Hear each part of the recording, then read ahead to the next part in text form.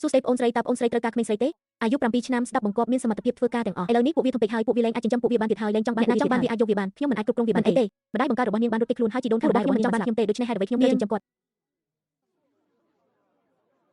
គួរឲ្យអាណិតណាស់តែឆ្នាំនេះគ្មាននរណាម្នាក់ក្នុងគ្រួសារមានទ្រព្យសម្បត្តិច្រើននោះទេនាងទី2របស់នាងក៏មិនល្អដែរការលក់ដូរតាមដងផ្លូវដូចជាការលក់សត្វពាហនៈដែរ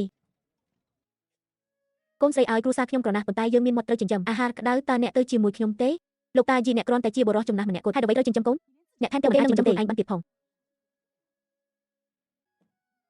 ងអង្គុយនៅទីនេះជីតានឹងរុញអ្នកថយក្រោយវាខូចបន្តិចមែនប៉ុន្តែវាអាចជួយមនុស្សបា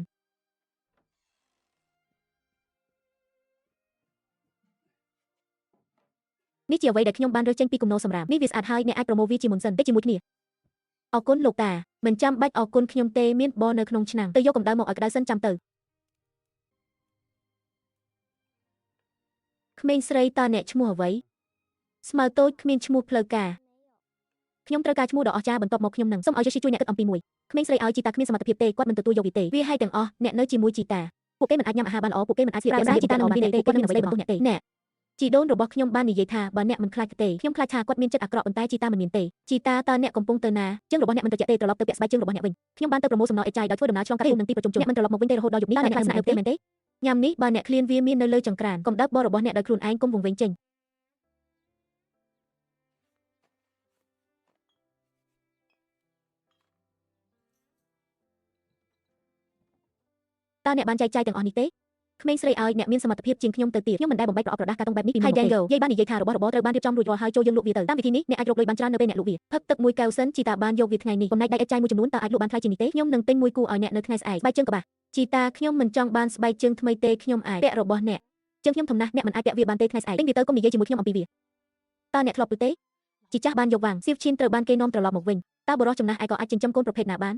ខ្ញុំខ្លាចថាគាត់តមិនទាន់ពេញផងសង្ឃឹមថាក្មេងស្រីនោះនឹងធំឡើងពួកគេកំពុងមើលថែគាត់ក្នុងវ័យចំណាស់ហើយពួកគេមានការភ្ញាក់ផ្អើលយ៉ាងខ្លាំងបើអ្នកចិញ្ចឹមវាដល់ពេញវ័យវានឹងមិនធំធាត់ត្រឹមត្រូវទេវាពិបាកនិយាយណាស់ក្មេងស្រីនោះមានជីវិតលំបាកណាស់គាត់បាននាំមកនូវសំណាងអាក្រក់ដល់សាច់ញាតិរបស់គាត់សូម្បីតែជីដូនខាងម្ដាយរបស់គាត់ក៏បានស្លាប់ជាមនុស្សគួរឲ្យអាណិតដែរគាត់មានសំណាងអាក្រក់គាត់ធ្លាប់ជាបុរសនៅលីវពេញមួយជីវិតរបស់គាត់បន្ទាប់មកគាត់បានយ៉ាងហោចណាស់ក្មេងស្រីនោះមានដៃគូវាប្រសើរជាងការនៅម្នាក់ឯងទាំងស្រុងដល់វ៉ានក្មេងស្រីនោះនឹងធំឡើងជាប្រសិនបើវាជាការរត់ហេតើអ្នកណាចង់ដើរតាមអ្នកប្រមូលរស់នៅជីវិតដ៏អាប់អួរអ្នកឃើញទេមើលម្ដាយរបស់គាត់ទៅគាត់រត់គេចខ្លួនបាត់ទៅហើយ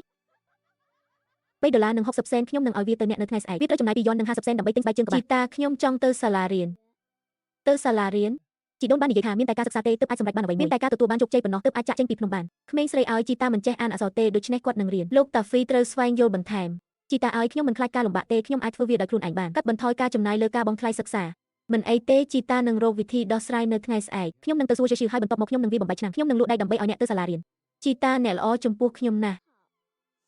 ់ក្មេងល្ងងឲ្យបើឯងមកជាមួយអញជារបស់អញហើយចៅស្រីរបស់ខ្ញុំបើខ្ញុំមិនល្អនឹងអ្នកតើអ្នកណានឹងល្អនឹងខ្ញុំការអានគឺល្អការអានបណ្ដុះវប្បធម៌អ្នកនឹងទទួលបានជោគជ័យលោកលេខាធិការលីខ្ញុំនៅទីនេះដើម្បីអង្វរអ្នកករណីអង្គុយចុះហើយនិយាយគ្នាក្មេងស្រីដែលខ្ញុំរើសបានខ្ញុំចង់គ្រប់គ្រងដល់ការសិក្សារបស់នាងប៉ុន្តែការចុះបញ្ជីគ្រួសារនិងការចុះឈ្មោះចូលរៀនរបស់នាងខ្ញុំមិនដឹងថាត្រូវធ្វើអ្វីចំពោះការចំណាយនោះទេឲ្យតើអ្នកពិតជាមានគម្រោងគ្រប់គ្រងនាងមែនទេដោយសារយើងបានចិញ្ចឹមពួកគេរួចហើយយើងមិនអាចចាត់ទុកពួកគេមាន fact ឈ្មោះរបស់នាងគឺ Ledograss ខ្ញុំមិនអាចចាំឈ្មោះពេញរបស់អ្នកបានទេព្រោះខ្ញុំមិនចេះអក្សរ Chen She គ្រប់គ្រងដោយ Jeshiu ចំណេះដឹងដើម្បីរក្សាសុចរិតភាពដ៏ខ្ពង់ខ្ពស់និងទូលំទូលាយគឺជារឿងល្អអ្នកមនុស្សខ្ញុំនិយាយទេវាស្ដាប់ទៅល្អណាស់ខ្ញុំនឹងពិភាក្សាអំពីថ្លៃសិក្សាជាមួយគុំពាក់កណ្ដាលអាចកាត់បន្ថយបាននៅសល់ពាក់កណ្ដាលប្រហែល25ក្នុងមួយឆ្នាំ$2-3មិនអីទេខ្ញុំនឹងទៅយកលុយជីតាមានលុយនៅក្នុងសៀវភៅនេះមិនមែនជាលុយរបស់យើងទេប៉ុន្តែលោកតាតើលោកតាដឹងទេថាវាជាផ្ទះរបស់អ្នកណាត្រូវទេខ្ញុំចាំបានឥឡូវនេះសៀវភៅនេះបានមកពីទីក្រុងវាត្រូវបានទទួលនៅខ្ញុំមានសៀវភៅច្រើនពេកខ្ញុំបានបោះមួយក្បាលចោលពេកខ្ញុំផ្លាស់ទីលំនៅការអនុម័តជីតាយើងនឹងប្រគល់វាមកវិញនៅថ្ងៃស្អែកខ្ញុំនឹងទៅមុនគេនៅព្រឹកស្អែកតើអ្នកជានរណាខ្ញុំឈ្មោះអូជីជាអ្នកប្រមូលសម្រាមលើកនេះខ្ញុំបានទទួលមួយពីអ្នកការរីគុណសៀវភៅចាស់អូត្រូវហើយតើមានអ្វីដែលអ្នកត្រូវការទេនៅក្នុងវិជ្ជានុក្រមរបស់លោកគ្រូចាងជីតាដាក់លុយក្នុងហោប៉ៅរបស់គាត់ហើយនិយាយថានេះមិនមែនទេអ្វីដែលជារបស់យើងត្រូវប្រគល់ជូនអ្នកវិញនេះជារឿងដែលម៉ាក់ខ្ញុំសុំលុយ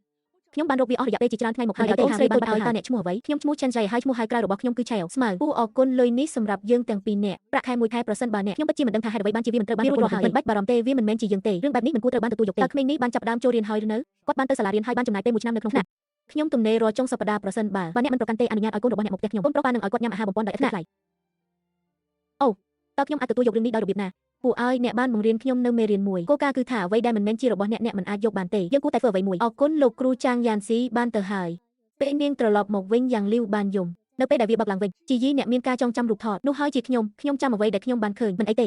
អ្នកមានគុណសម្បត្តិជាអ្នកប្រាជ្ញការប្រឡងបញ្ចប់ការសិក្សាថ្នាក់ទី6ទាំងអស់គ្នាចេនស៊ីយីចប់ចំណាត់ថ្នាក់លេខ1នៅក្នុងទីក្រុងក្មេងស្រី Lodger បានរើសយកទាំងអស់នាងជាលេខ1នៅក្នុងទីក្រុងតើនាងទើបតែរៀនបានពី3ឆ្នាំទេសិក្សារយៈពេល1ឆ្នាំទេក្មេងស្រីនេះមានសក្តានុពលណាស់ឡើងគេបានវាយបានមេដាយមាសជីយីអ្នកធ្វើបានហើយ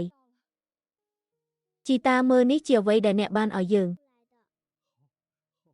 ក្មេងល្ងងនោះនាងពិតជាធ្វើវាបានមែនខ្ញុំទទួលបានចំណាត់ថ្នាក់លេខ1ក្នុងការប្រឡងនិយាយបែបនោះអីឡាវវាត្រូវបានគ្រប់គ្រងដោយក្រុមហ៊ុន G មិនមែនដោយយើងទេតើអ្នកគិតយ៉ាងណាបើយើងយកនាងមកវិញមកចុះខ្ញុំអាចយកចំណែកមួយដែរបានទេអ្នកបានបណ្ដេញនាងចេញនៅពេលនោះឥឡូវឯងចង់យកវាវិញឬឯងឥតខ្មាស់អៀនវាក្រាស់គ្រប់គ្រាន់ហើយជីតាបើខ្ញុំមិនខំរៀនទេសូមអភ័យទោសកុំគិតច្រើនពេកអីគ្រាន់តែផ្ដោតលើការសិក្សារបស់អ្នកទៅលោកតាសូមថែរក្សាសៀវភៅឲ្យបានការរបស់ខ្ញុំផងយើងទាំងពីរមិនជំពាក់អ្វីគ្នាទៅវិញទៅមកទេជីតាឲ្យមើលផ្កាយនោះទៅយាយឲ្យគេថាមនុស្សដើរលើដីហើយមនុស្សនៅលើមេឃគ្រាន់តែផ្កាយមួយបន្ថែមទៀតបន្ទាប់មកជីដូនខាងម្ដាយរបស់អ្នកគឺច្រើនបំផុតការភ្លឺនោះគឺជាផ្កាវិញ្ញាណវាជួយការគោរពបូជាចំពោះកូនមិនដូចគ្នានឹងការខ្ញុំមិនចង់បានអ្វីទេឲ្យតែមានអាហារញ៉ាំយកព្រមយកវាទៅជីតានឹងទៅយកវានៅក្នុងទីក្រុងសូម្បីតែរបស់របរបានការក៏អាចរកលុយបានពី$3នៅថ្ងៃណាមួយសំចៃលើអ្វីដែលអ្នកមានចូលញ៉ាំវានៅពេលដែលអ្នកគួរញ៉ាំពូគឺកុំបារម្ភអីជីយីនឹងខ្ញុំរស់នៅក្បែរនោះហើយខ្ញុំមកលេងរៀងរាល់3ថ្ងៃម្ដងខ្ញុំបានមកជួបគាត់នៅថ្ងៃទី5ស្មើញ៉ាំអាហារឲ្យទាន់ពេលវេលានិងថែរក្សាខ្លួនឯងបូឌីអានវាឲ្យច្បាស់ណាលោកតាបានទៅហើយការលើកលែងថ្លៃសិក្សាសម្រាប់ឈ្មោះនេះការបញ្ជាទិញបានមកដល់ហើយចេញជីយីការលើកលែងពេញលេញដោយសារតែការលំបាកផ្នែកហិរញ្ញវត្ថុគ្រួសារថ្លៃសិក្សាគាត់គឺជាបរិសុទ្ធចំណាស់ដែលប្រមូលសំណល់ឥតចាយវាត្រូវបានលើកឡើងដោយក្បាលខ្ញុំបានឮថាម្ដាយរបស់គាត់រត់គេចខ្លួនហើយជីដូនរបស់គាត់ពួកគេក៏បានស្លាប់ដែររួមជាមួយពូនិងមីងរបស់ខ្ញុំមិនចង់បានគាត់ទេស្ងាត់ខ្ញុំមានសេចក្តីប្រកាសមួយទៀតដែលត្រូវធ្វើមួយចំណុចនៅចុងឈ្មោះមុន